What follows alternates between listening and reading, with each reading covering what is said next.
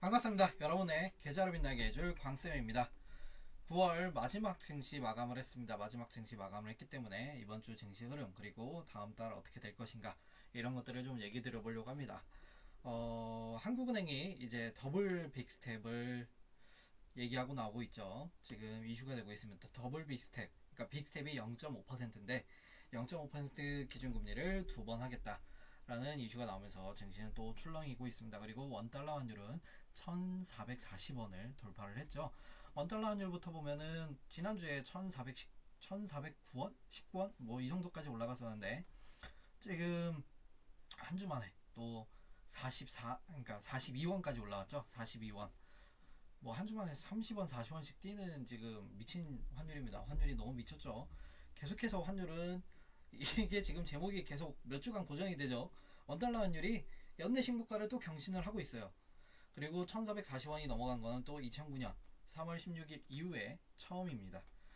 그만큼 원달러 환율이 급격하게 올라가고 있죠. 급격하게 올라가서 이 원달러 환율을 잡기 위해 원달러 환율뿐만 아니라 달러 환율이 올라가면 당연히 우리나라의 수입 물품들 물가 올라가죠. 물가 안정을 위해서 지금 한국은행은 지난주에도 얘기했지만 지금 전제 조건이 바뀌었다면서 이제 더블 빅스텝을 예고하고 있습니다.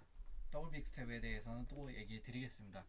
그래서 코스피 섹터 등락률 다 떨어졌죠. 한 주간 코스피가 5%, 두 주간 9%를 하락하면서 다 떨어졌습니다. 오르는 게 없어요. 오르는 거 뭐 전기가스 이런 것들만 오르죠. 나머지는 다 떨어졌어요. 전기가스도 1% 마이너스인데 이제 2주 동안 해서 상승이 조금 나왔던 거고 전부 다 떨어졌습니다. 그럼 코스닥은 얼마나 떨어졌을까요? 한 주 동안 7%나 떨어지고 두 주 동안 2주간 12% 떨어지면서 전체 업종이 다 하락을 했습니다. 그러면서 우리 증시는 코스피와 코스닥 연내 신저점을 매일매일 경신을 했죠. 이번 주에는 정말 힘든 한 주였고 정말 힘든 한 달이었습니다. 매달 힘드네요. 매주 힘들죠. 지치더라도 우리 함께 이겨내야 됩니다. 지난주에도 그리고 매번 주간 증시 영상에서 얘기를 드렸죠. 지금 너무 고점에서 산 거, 그러니까 3,300포인트 코스피 기준으로 3,300포인트에서 산 거는 기준점이 지금 2,100까지 내려왔으니까 2,150까지 내려왔었죠. 그러면은 벌써 1,150 떨어진 겁니다. 확 많이 떨어졌죠. 1,150이면 엄청 떨어진 겁니다. 기준점이 달라요. 기준점이 다르기 때문에 적어도 2,700포인트까지는 올라와야 포트폴리오를 변경하든가 좀 바꿀 수가 있습니다. 그때 뭐 물타기를 더 하든가 업종별로 아니면 종목별로 좀 다르죠. 이슈들이 다르기 때문에 그런 것들을 살펴봐야 됩니다. 그러면서 이게 변경을 하던 지금은 버티기 전략이 필요해요. 변경을 하면서 그리고 단기적으로 갈 거는 정말 빠르게 진행을 하는 게 좋습니다. 아니면은 좀 장기전으로 생각하시면서 가는 게 좋습니다. 그래서 코스피 같은 경우에는 상승률이 거의 없었죠. 대부분의 이제 종목들이 하락을 했고 대부분 ETF 펀드 위주로 움직였고 여기도 보면 펀드가 지금 5위부터 9위까지 펀드였고 KR모터스, 미래ING 이것들은 다 지금 올라왔던 게 SK네트워크스 우는 이제 우선주죠. 이 우가 우선주인데 지금 9월부터 12월까지는 배당을 목적으로 아니면 배당 투자 목적으로 이 같은 이슈가 터지더라도 우선주가 먼저 갑니다. 그런 배당을 목적으로 투자하는 사람도 있고 이 우선주가 거래 대금이 적어요.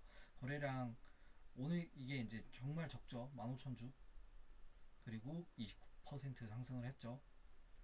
15,000주로 29% 상승 상한가를 기록한 거죠. 정말 적은 거래 대금 거래량으로 금방 상승시킬 수 있는 이런 것들이 이제 9월부터 12월 딱 배당 투자 그 시즌에 많이 움직입니다. 그리고 그린 케미칼 이게 무응급 이제 배터리라고 해서 기존에 있던 우리 전기차 2차 전지 배터리보다 1회 충전으로 막 600km, 700km 정도 갈 수 있는 무응급 배터리를 그린 케미칼이 개발한 건 아니고 우리나라 연구팀이 개발을 했는데 그린 케미칼이 그 무응급에 들어가는 이 재료를 만들고 있고 해서 그래서 부각이 되면서 상한가를 기록한 이후에 좀 하락을 하면서 15%로 4위를 기록했습니다. 현대약품도 뭐 제약 관련해서 이번 주 제약 바이오주들이 좀 많이 움직였어요. 치매 관련이나 아니면 이제 방사능, 해독 관련으로 많이 움직였습니다. 그래서 이번 주는 코스닥 주간 상승률에서 코스닥이 좀 많이 움직였죠.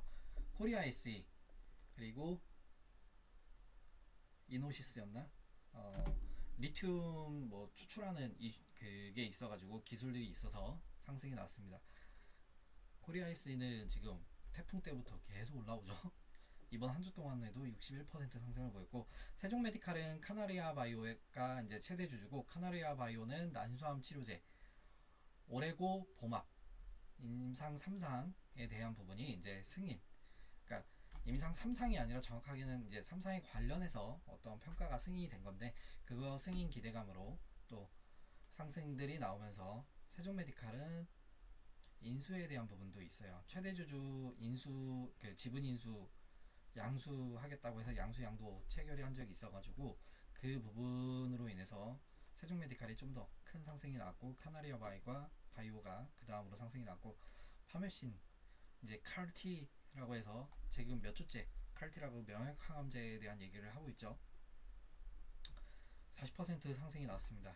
그리고 SCI 평가정보, 푸른저축은행, 여기엔 고려신용정보, 제주은행 기준금리 인상 수혜주로 상승이 나왔었습니다. 한창산업 같은 경우에는 푸틴이 핵 터트린다고 하고 지금 계속 러시아에서 요오드 이제 방사능 관련해서 요오드 이제 하늘쌤의 영상 보셨을 텐데 거기에도 나오죠. 그래서 한창산업 방사능 해독 관련해 가지고 상승이 나왔습니다. 이거랑 이제 더불어서 제약바이오 업종에서도 많이 나왔고, 대정화금이랑 아니면 또 삼진제약 그 다음에 되게 많이 있었죠. 그것들이 상승들이 나왔습니다. 케어랩스는 지금 원격 의료 관련 이슈가 있어서 상승이 나왔었고, IMBC, YTN 그리고 한국경제TV 이 세 개는 민영화 이슈로 상승들이 나왔죠. 한국경제TV가 먼저 YTN의 지분을 5% 이상 인수를 했었고 장내 매수하면서 그러면서 같이 올라오고, YTN 먼저 지난주부터 상승이 나왔었고, IMBC도 민영화에 대한 이슈가 나오면서 같이 상승들이 나왔습니다. 툴젠, 크리스퍼 가위, 유전자 가위라고 해서 이제 유전자에 대해서 일부 가위 기술, 그러니까 원래 이제 툴젠이 보유하고 있는 건 아니에요. 보유하고 있는 건 아닌데 그 기술을 활용한 유전자 기업인데 관련 이슈가 있어서 상승이 났었습니다. SD생명공학 이거 이제 제비진 마스크라 그래서 한때 좀 많이 여성분들이 하셨던 마스크팩이 있습니다. 그 기업인데 생명공학에서 무슨 바이오 할 것처럼 생각했는데 그게 아닙니다. 이 기업은 화장품 마스크팩 관련 기업이고, 아이큐어랑 합작사 SD큐어라 그래서 설립한다는 그 이슈로 상승이 났고, WI 지난주에도 얘기했지만 전환사채에 대한 부분 그리고 또 다른 이슈가 있으면서 상승들이 나왔습니다. 와, 우리 검은 월요일 검은 수요일뿐만 아니라 지금 다 이번 한 주간 검었습니다. 그냥 코스피가 월요일부터 우리가 시작을 해서 너무 힘들었는데 오늘까지도 힘들게 하면서 금요일 장까지도 힘들게 하면서 한 주 동안 코스닥이 아까 봤죠? 7% 코스피가 5% 하락을 했습니다. 이게 하락한 이유가 미국 달러 강세가 계속되고, 미국은 지금 실업률이 현저하게 낮게 나오고 있어요. 그게 실업률이 낮다 그러면 고용률이 높다, 그러면 경기는 침체된 게 아니라 현재 호경기다. 그렇게 되면 연준에 이제 기준금리 연말까지 지난주에 얘기했지만 4.4%까지 올릴 거라고 했죠. 그게 힘이 실어지면서 이번 이제 남은 연준이 남은 두 번 동안 0.75 자이언트 스텝을 두 번 밟거나 아니면 0.75, 0.5, 0.25 이렇게 밟을 거라고 이제 좀 전망들이 되면서 시장은 많이 충격을 받았습니다. 충격을 받았고, 여기에 3분기 실적들이 이제 미국 다음 달부터 이번 달 마지막부터 다음 달부터 또 진행이 되는데, 달러 강세가 지속이 되면 미국 기업들은 매출이 떨어질 수밖에 없어요. 왜냐면 다른 나라에 미국 기업들이 많이 진출을 했죠. 많이 진출을 했기 때문에 다른 나라의 매출을 올라가면 이제 달러 본국으로 환산했을 때 실제 달러 미국으로 유입이 되든 아니면 회계상 장부상으로도 그냥 장부상으로만 봐도 매출이 안 좋게 나옵니다. 그래서 3분기 실적 쇼크가 또 예상이 돼서 10월달 증시가 그렇게 좋을 것 같진 않아요. 좋을 것 같진 않고 우리나라도 또 한국은행이 빅스텝을 진행을 할 것 같습니다. 빅스텝을 진행해서 0.5% 올릴 것 같고, 만약에 0.5%보다 낮게 올린다면 그만큼 또 호재도 있지만 달러 강세가 지속이 됩니다. 달러는 지금 뭐 뉴스를 통해서 많이 들으셨을 것 같은데, 뉴스나 아니면 유튜브나 이런 것들 많이 찾아보시면서 봤을 텐데, 사실 막 상방에 대한 얘기를 많이 하죠. 근데 달러 인덱스나 이걸 보면은 상방이 없습니다. 여러분, 상방이 없어요. 지금 그렇기 때문에 제가 계속 1,500원 넘어가면 뭐 그냥 1,500원도 그냥 뉴노멀 기준이라고 해서 얘기를 드린 건데, 상방이 없기 때문에 외환위기 또 올 수도 있다고 얘기를 한 겁니다. 이렇게 되면 정말 힘들어지겠죠. 외환위기 오면 예전 주간 증시에서 시나리오 얘기 드렸지만 기준금리 우리나라도 계속 올리고, 이번 연도 연말에는 주담대가 8%까지 올라갈 것 같고, 다음 연도에는 내년도에는 10%. 부동산 대출자들 너무 힘들어서 부동산 급매가 또 나올 거고, 부동산 급매 나오는데 그걸 쓸어 담는 거는 이제 법인이나 아니면 돈 많은 개인분들이겠죠. 그때 이제 쓸어 담을 것 같다고 했고, 그러면서 제2위 이거 많이 봤죠? 여러분, 영화 국가보답의 날에 나오는 것기도 하고 실제 우리가 외환위기 경험했을 때 있었던 일들입니다. 그렇게 또 될 수도 있기 때문에 달러 강세 그리고 기준금리 올라가는 거에 대한 부분이 조금 걱정이 많이 된다고 했었죠. 정말 기준금리 너무 많이 올리네요. 아무리 지금 우리가 마이너스 금리, 제로 금리였다고 해도 많이 올리네요. 급격하게 올리니까 이게 시장을 충격을 받는 거고. 그리고 이제 이번 주에 또 일본이 코로나 그 관광을 좀 많이 풀었죠. 무비자 입국에 대한 부분과, 실제 제가 지난 주말에 좀 홈쇼핑들을 많이 봤는데, 와, 여행 상품 왜 이렇게 많이 팔아요? 기존 막 몇 개월 전까지는 제주도 여행을 많이 팔았는데 지금은 일본 여행 엄청 팔고 있어요.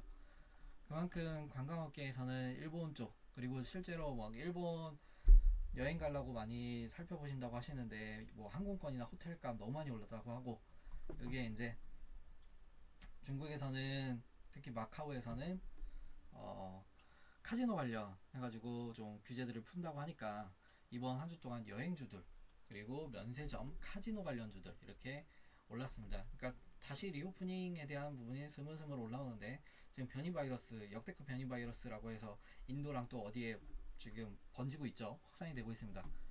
뭐 다시 이게 또 규제가 들어갈 수 있지만 지금 뭐 올라왔던 거는 이번 한 주 동안 올라왔기 때문에 얘기를 드린 겁니다. 또 이번에는 푸틴이 핵전쟁을 계속 한다고 하죠. 이게 우리가 많이 힘들어진 것도 사실은 원래 좀 충격을 받긴 했어야 되는 건 맞아요. 기준금리 인상 시기에는 충격이 오기 때문에 충격을 받아야 되는데, 급격하게 올리는 거는 푸틴이 우크라이나를 먼저 침공을 했고, 그로 인해서 원자재 가격이나 곡물 가격 급등을 해버렸죠. 그러면서 기준금리는 급격하게 올린 거고, 우리는 그래서 더 충격을 많이 받는 겁니다. 와, 푸틴 뭐 암 걸렸다는 얘기도 있는데 빨리 안 죽나 싶어요. 푸틴이 좀 없어져야 이것도, 아니면 전쟁이 끝나야 우리가 이게 될 건데 좀 잡힐 텐데, 전쟁이 안 끝나니까 지금 계속 전쟁 관련주 한 번씩 움직이고, 기준금리 인상 더 심하게 해서 기준금리 인상 수혜주들 움직이고, 이번에는 또 전쟁 물자 관련해서 움직였죠. 그리고 방산주들도 움직였습니다. 빨리 전쟁이 끝났으면 좋겠습니다. 끝나야 많이 잡힐 텐데 너무 질질 끌어요. 지금 우리 벌써 2월에 시작했던 이 전쟁이 9월이 끝나고 10월까지 이어지고 있습니다.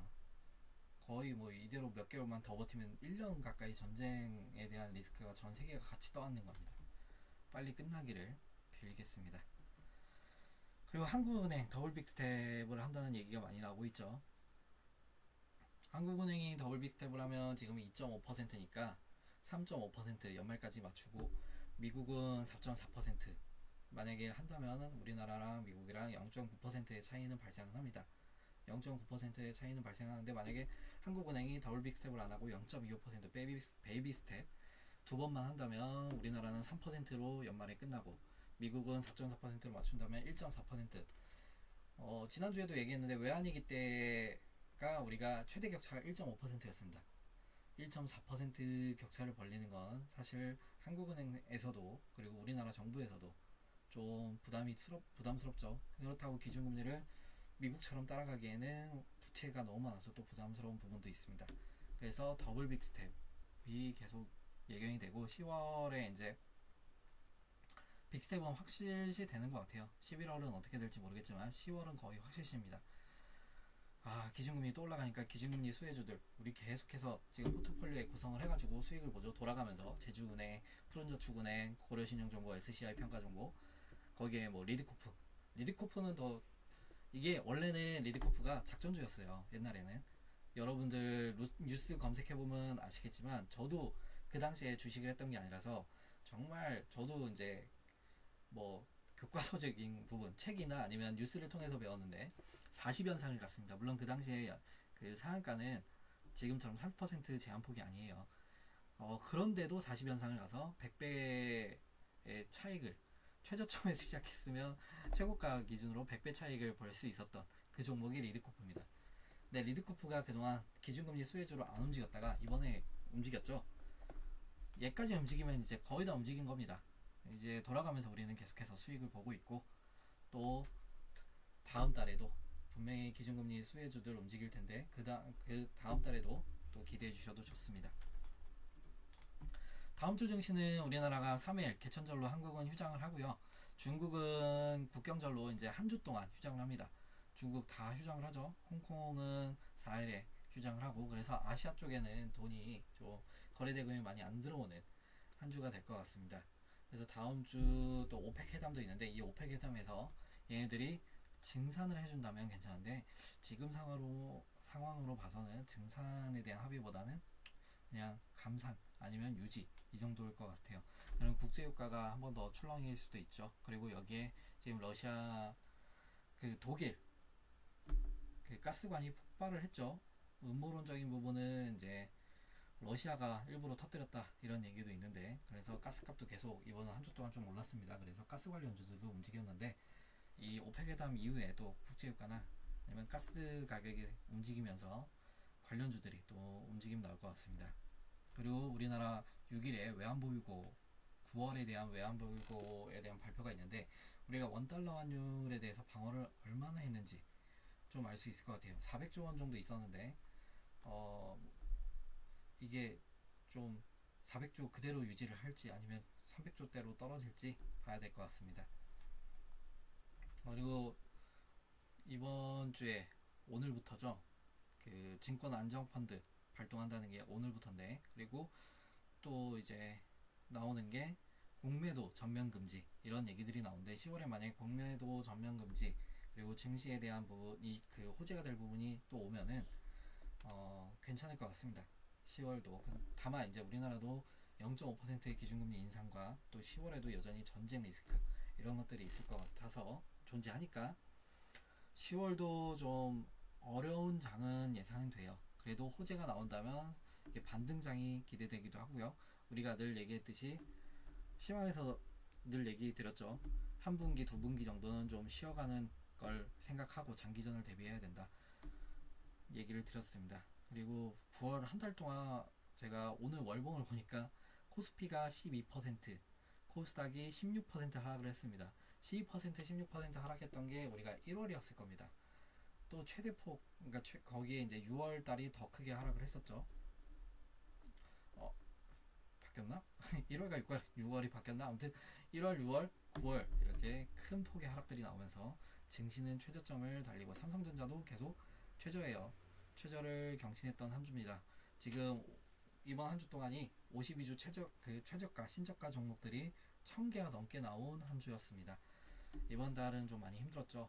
힘들었는데 같이 버티고 즐겁게 버티고 꼭 이겨내서 좋은 날 같이 웃었으면 좋겠습니다. 우리가 지금 이렇게 떨어지는 것도 역사를 기록하는 거죠. 역사를 함께 기록하고 있어요. 1440원 13년 만에 넘었는데 우리가 같이 경험을 하고 있잖아요.